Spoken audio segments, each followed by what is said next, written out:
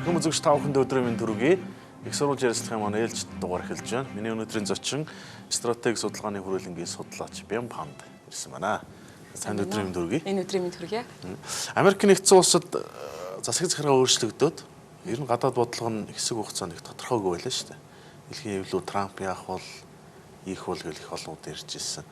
Ерөнхийдөө би таныг үрсэн шалтгаан бол Америкийн гадаад бодлого нь яаж өөрчлөгдөж байна гэдгийг үзэгчдэд товчхон мэдээлэл өгөх зорилготой. Өчигдөр Америк нэгдсэн улсын доо зэвсэгт хүчин Сирийн нутаг дэвсгэрт шууд цохил төглөө буужингаар.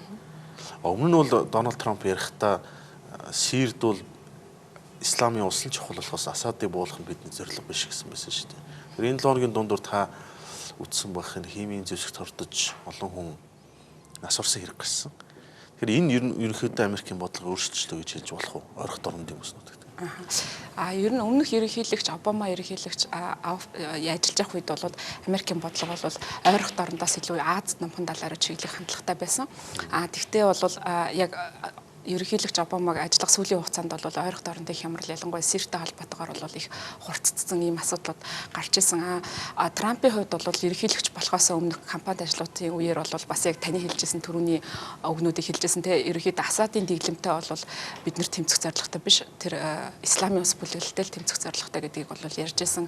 Тэгээ бүр тэр бүхэл энэ асуудлаар Орос албаны улстай ч гэсэн хамтран ажиллах боломжтой юм а гэсэн тиймэрхүү санааг бол цохолцуулж исэн. Гэхдээ одоо ингээ өөрчлөгдөж байгаа нь бол яг түрүүний хэлсэнчлэн химийн зэвсгийг ард иргэдийн эсрэг хэрэгэлсэн явдалтай бол холбогдож байгаа. Энэ асуудал бол Трампын хувьд бол гадаад бодлогын хамгийн одоо анхны том тийм асуудал боллоо, чаленжтэй сорилт боллоо гэж гадны судлаач шинжээчд бол хэлж байна. Тэгэхээр ингэж өөрчлөгдөх болсон нь бол энэ ер нь бол альва асуудалд Трамп ерөнхийлөгчийг бас шүүмжлэгчд нь бол бусдыг одоо буруутгадаг. Тэгээ Обама ерөнхийлөгчийн урд хийсэн бодлого бол буруу байсан учраас Сирийн нөхцөл байдал өнөөдөр энд хүрлээ гэдэг тийм шүүмжлүүдийг хэлжсэн. Тэгэхээр Конгрессийн гишүүдийн зүгээс ч гэсэн одоо ер нь юмд буруутгаад бол амжилтанд хүрэхгүй ба ямар нэгэн байдлаар бол алхам хийх ёстой юм байна гэдгийг бол шахаж шаардаж гэсэн энэ утгаараа ч гэсэн Америкийн нэгдсэн улс бол Сирт цохилт өгж байгаа явдал болж байна. Тэгэхээр энэ бол яг нэг гадаад бодлого нь өөрчлөгдсөн гэж хэлэхэд бол арай одоо эрт байна. Ягаад тэгэхээр гадаад бодлого нь бол яг бүрэн тодорхой болоогүй байна. Ажлаа аваад бол 2 сар гаруй хугацаа өнгөрч байна. Тэгэхээр яг бол яг тодорхой ингээд яг өөрчлөгдсөчлөө гэж шууд хэлэх боломж болоод байгаа байна. Сонгуулиос өмнө бол ер нь хандлага нь зөвлөж Хиллари Клинтон гарах юм бол Обамагаас илүү зэрэг дааны ажиллагаа явуулна гэж Америкийн сонгогчдод олон нийт нь үзээд байгаа шүү. Тийм хандлага ажиглагдаад. Трамп нь болохоор Асад хамаагүй бид нар Оростой байлдаж болохгүй. Зүгээр исламын усал гэж ярьж байсан шүү дээ. Гэтэл гарч ирсэн хойноо өчигдөр жишээ цохилт өгчлөө шүү дээ. Энэ бол үндсэндээ ярьж ирснээс тийсөөр нөгөө тал руугаа л бодлого нь явж ийн гэж ойлгож болох. Тэгэхээр нөгөө тогтолцоо хүнийг өөрчилж яана л гэж үзэж болох уу? Тий. Сая одоо бас та бүхэн мэдж байгаачлан Мюнхенд бол аюулгүй байдлын баг хурал жил болгон болдог. Энэ бол Европын аюулгүй байдал болон ер нь дэлхийн аюулгүй байдлыг хилцдэг ийм асуудлыг хилцдэг хурал байдаг. Энд бол бүгд найрамдах намын томоохон лидерүүдийн нэг болох одоо зэвсэгт хүчний хорооны дарга Джон Маккейн бол үг хэлсэн байгаа. Гэхдээ хэлэхдээ бол ерөнхийлөгч Трампын гадаад бодлогын талаар бол нэг үг хэлсэн нь бол их анхаарал татчихсан. Юу ч хэлсэн гэхээр Трампын үгэнд итгэхээс илүү үйлдэлд нь итгэя ерөнхийлөгч нь те. Тэгэхээр энэ хүн бол яг кампанит ажлын үеэр ч юм уу эсвэл одоо олон нийтийн сүлжээгээр бол санал бодлоо илэрхийлдэг. Гэхдээ яг хийж байгаа үйлдэл нь бол энэ санал бодлоос нь өөр үд юм байна гэсэн тиймэрхүү үгийг хэлсэн. Тэгэхээр ерөнхийдөө судлаачид ч гэсэн энэ дэр санал нэг байгаа. Ерөнхийдөө энэ хүний бодлого бол маш тодорхойг байгаа. Тэгэхээр үйлдэлийг харах нь зүйтэй юм байна гэдэг тийм байдал. Өчигдөр үйлдэл сууд жишээ нь ерөөсөө шууд Асадын дэглэлд цохилт өгчлөө шүү дээ. 50 буужин харавсан. Тэгээ цааш ч бас дараагийн үйл ажиллагаануудад төлөвлөж байна л гэсэн юм яриад байгаа. За өчигдөр энэ буужин яг харавсхааны дараа Хятад ерөнхийлөгч Ши Жинпин хамт оройн зоог барьсан. За оройн зоогондоо танилцуулахдаа Трамп юу гэж хэлсэн хэ манай үндэстний найз Хятадын ерөнхийлөгч Ши Жинпин гэргийн хамт ирж байна. Би хүндэтгэлтэй өгтөө амжина гэсэн. За энэ мөн л ярьж исэн зүйлээс нь тийс өөр болсон тийм ээ. Тий. Та санаж байгаа сонгуулиус өмнө сонгуулийн дараа ч гэсэн Хятад бидний олон жил хүчирхийллээ. Худалдааны тэнцвэргүй байна. Хятад валютын аншаа зохиомлоор барьдаг гэх мэтэр шумжилж ирсэн. Харин бид Оростой илүү сайжирна гэсэн. Одоо эсрэгээр болчихлоо шүү дээ. Ерөөсөл Хятад Тэг хятад Америк нэгдсэн улс хоёр хоорондоо хэтэрхий хамааралтай юу? Энэ бодлого яаж явах вэ? Хит харилцаа хамааралтай гэдэг бас эдийн засгууд. Хуучин одоо чинь зөвлөлт холбоот улс зөвлөлт холбоот улс Америкийн нэгдсэн улс байхад бол тийм төдийлөн харилцаа хамаарал гэж байхгүйсэн. Энэ хоёрын сөргөлдөн бол ингээд бие биенээс хамааралгүй явагдчихсан. Энэ хоёр улсын хувьд бол одоо G2 гэж яриад байгаа. Тэгээ дэлхийд дээрх хамгийн чухал харилцаа одоо олон улсын харилцаанд гол тодорхойлох улсуудын харилцаа гэдэг бол энэ хоёр улсын харилцаа гэж хэлж байгаа. Тэгэхээр энэ хоёр улс бол мэдээд харилцаа хамааралтай. Жишээлбэл худалдааны бол маш өргөн хамааралтай байдаг. Өнгөрсөн онд гэхэд л бол Америкийн нэгдсэн улс бол 400 тэрбум $1 circle гэдэг хэлээд тойрон хүрээлэгч гэх үү те. Тим хүмүүсийн дотроос бол харах юм бол маш их Оростой холбоотой хүмүүс байсан. Зарим нь бол энэ асуудлаас болоод огцорсон байгаа те. Филийн асуудал үндэсний аюулгүй байдлын зөвлөх бол те. Майкл Флин бол энэ асуудлаас бол огцорсон. Сүүлд бол одоо энэ асуудлыг бол ерөөхдөө бол Америк олон нийт бол Кремлийн одоо хаалга гэж нэрлэдэг байгаа те. Watergate гэдэг шиг Кремлин гейт гэдэг тийм одоо асуудлууд ингээд яваад байгаа. За хамгийн сүүлд бол хүргэнтэй холбоотой асуудлууд үүсэж байгаа. Энэ бол хүргэн нь бол бас их том зөвлөх нь өөрийнх нь яг гол зөвлөхөөр нь ажиллаж байгаа хүн байгаа тий. Jared Kushner. Тэгэхээр энэ хүн бол бас Кремлтэй холбоотой байж магадгүй Оросын талтай тий. Оросын нэг томоохон банктай бол банкны гүйцэтгэх захиралтай уулзсан тийм байдал байгаа. Тэгээд энэгээрээ яг тэр санкц асуудлаар ярьсан юм уу эсвэл эцгийнхээ одоо компанид хөрөнгө оруулах талаар ярьсан юм уу гэдэг нь бол бас их тодорхойгүй. Тэгээд энэ асуудлаар бол бас конгрессийн цохих хороонд бол асуугдаж магадгүй. Jared Kushner-ийн өвөг дээдс нь Беларусь хүмүүс байлаа шүү дээ тий. Еврей гаралтай тий. Тийм учраас Jared-ийг болохоор нөгөө Палестин Израилийн асуудлыг шийдвэрлэх асуудлын гол нь бол тэр хүн даалгацсан байгаа. Яг еврейчүүдтэй холбоотой Израильтай ажиллах боломжтой гэдэг утгаараа бол тавиад ажиллаж байгаа. Тэгээд Оросын хувьд бол иймэрхүү байдалтай байгаа. Тэгэхээр энэ бол Трампын хувьд бол их дарамт болж байгаа. Олон нийтээс дарамт ирж байгаа. Одоо ингээд ойрын хүмүүсээс нь ингээд Оростой холбоотой тэгээд ийм асуудлууд үүсэж байгаа учраас тийм энэ утгаараа бол Оростой илүү тэгж түншлээс ойрын хугацаанд бол зайлс хийж магадгүй гэдэг тийм одоо нэг олон нийтийн тэр хаардлагыг намжаахын тулд те яг дотроо бол өөрөө магадгүй Оросыг одоо тэ арай нөгөө өөрөөр хардаг гэж магадгүй. Гэхдээ энэ нь бол яг одоогийн тэр бодлоготой баригдаад байгаа тийм. Тэгээд бас өөрөө бол цөмийн засгийг бол нэмэгдүүлнэ гэдгийг хэлсэн. Цөмийн засгийг нэмэгдүүлнэ гэдэг бол шууд юу хэлж байгаа нөхөр Оростой өрсөлдөн л гэсэн утгатай. Үг гэж Оросын хэвлэл мэдээллийнхэн мөн бодлого боловсруулагч ч гэсэн энэ асуудлаар ярьж байгаа. Уг нь энэ хоёр том гүрэнчин л дэлхийн цөмийн засгийг 95% эзэмшиж байгаа тийм. Нийтдээ 15,000 орчим цөмийн хошуу байх шиг байна. Энэний тав улам нэмэлт гэсэн утгаар яриад байна. Америкийн нэгдсэн улсад хувьд бол Оростой 91 онд старт гэдэг одоо нөгөө стратегийн засаглалыг хорогдуулах гэрээ байгуулсан. 2010 онд Обамагийн үед бол дахиад шинэ стартаа байгуулсан байгаа тийм. Медведевийн үед шүү дээ. Тэгэхээр одоо тэр 18 он гэхэд бол нөгөө нэг стратегийн засаглалаа 1550-д хүргэх хэрэгтэй. Тэгэхээр тэр нь одоо хугацааны ерөөхдөө болоод байгаа. Тэгэхээр энэ дахиад байгуулагдах уу гэдэг асуулт бас гараад ирж байна. Ер нь бол баг боломжгүй л Оросын хувьд ч гэсэн бол Оросын албаны улсын ерөнхийлөгч Путин бас батлан хамгаалалттай холбоотой асуудал хэлэлцэхдээ ерөнхийдөө манайх бол зэвсэглэлээ сайжруулна. Тэгвэл тэр нь бол одоо тэр технологийн хувьд те мөн чадварын хувьд бол сайжруулна гэсэн үг хэлсэн байгаа. Яг тэрнийхэн дараа Трамп Твиттерт бол манайх ч гэсэн бас ингээд тэгнгээд хэлчихэж байгаа. Тэгэхээр энэ хоёрын өрсөлдөн бол дуусшгүй гэдэг харагдаж байгаа. За Америк нэгдсэн улсын Аз намхан талын бодлого ялангуяа Өмнөд Солонгос, Япон тийм ээ. Энэ хоёр улсад энэ томчууд нь 1 сарын 20-наас хойш альчиллаа. Шатраатай очлоо. Дэд ерөнхийлөгч нь Батлан хамгаалгын сайд нь гадаад хэргийн сайд нь очсон тийм.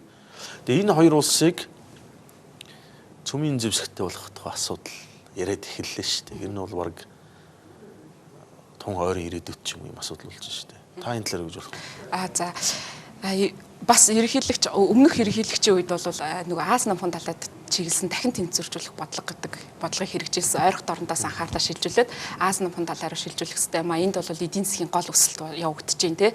Тэгэхээр Америкийн нэгдсэн улс бол энэ бүсэд нустагт маш өндөр оролцоотой авах хэрэгтэй юм а гэдэг утгаараа бол ийм бодлого хэрэгжүүлжсэн. Тэгээд тэр бодлогын гол илрэл эдийн засгийн илрэл нь бол намхан талаад амсан түншлэлийн хэлцээр байсан. Гэтэл Трамп бол шууд ерөнхийлөгч болонгуудаа энэ хэлцээрээс Америкийн нэгдсэн улсыг гаргасан. Тэгэхээр одоо Аз намхан талаа улсууд тэр дундаа бол Америкийн гол холбоотнууд гэрээний 5 холбоотнууд бол энэнд бол их тийм санаа зовнсон байдалтай болж эхэлсэн. Ялангуяа бас Трамп бол Твиттер болон бусад мэдээллийн хэрэгслээр хэлэхдээ бол ерөнхийдөө манайх бол хэтэрхий үр хариуцлага хин нэгэн улсын одоо аюулгүй байдлыг хүлээхийн хамгаалахын тулд айгүй их үүрэг хариуцлага хүлээлж байна. Тэгэхээр манай улс бол бид нар бол шудраг байдлаар тэр ширээ тэ хуваалцах хэрэгтэй гэдэг тийм үгийг бол бас Япон, Солонгосын жишээн дээр бол хэлжсэн. Тэгэхээр энэ утгаараа бол маш энэ хоёр улсын зүгээс бол сэтгэл зовлонсын ийм байдлууд ажиглагдчихсан.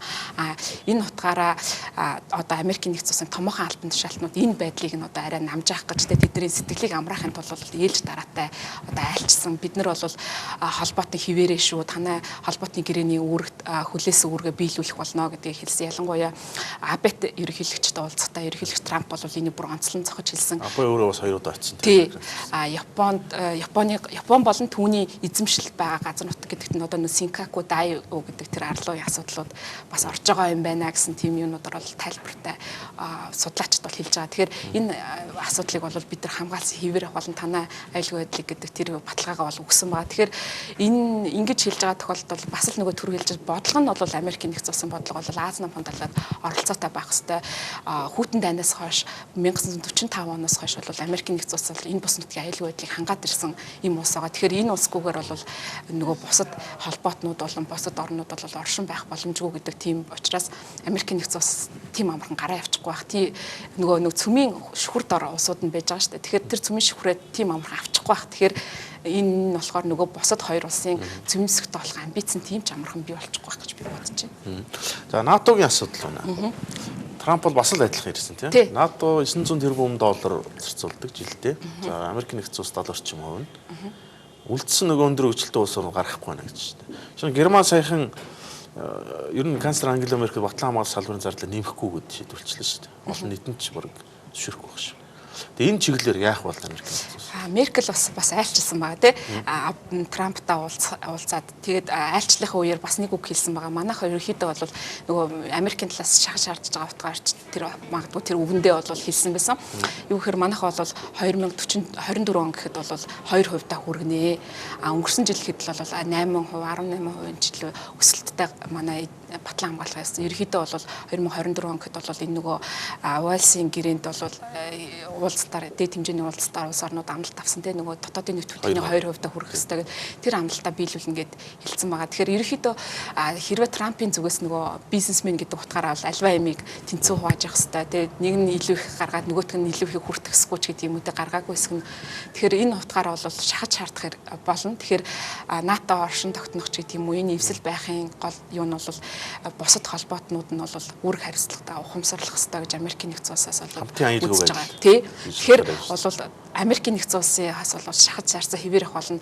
Улс орнууд ч гэсэн тэгтээ ямар нэгэн байдлаар энэ талаар бол бас тийм хүчин чармайлт гаргаж ажиллах байх гэж бодож байна. Европын холбооны талаар Трампын хэлж ярьсан мэдгдсэн зүйлүүд их шүүмжилт төрсөн. Европын холбооны удирдлагууд бол бүр хурцаар хэллээ шүү дээ. Зарим Франц, Германы улс төрч дээр. Эсвэл Британи гараа явцсан зөв шүү дээ. Би дэмжиж гин гэж ярьсан. Тэр Европ нэгдвэл байх нь Трампд ашигтай юм уу? Эсвэл ингээд тарж бутраад байх нь? Америкийн нэгдсэн улсын яг бодлогыг харах юм бол Европ нэгдмэл байх нь бол ашигтай.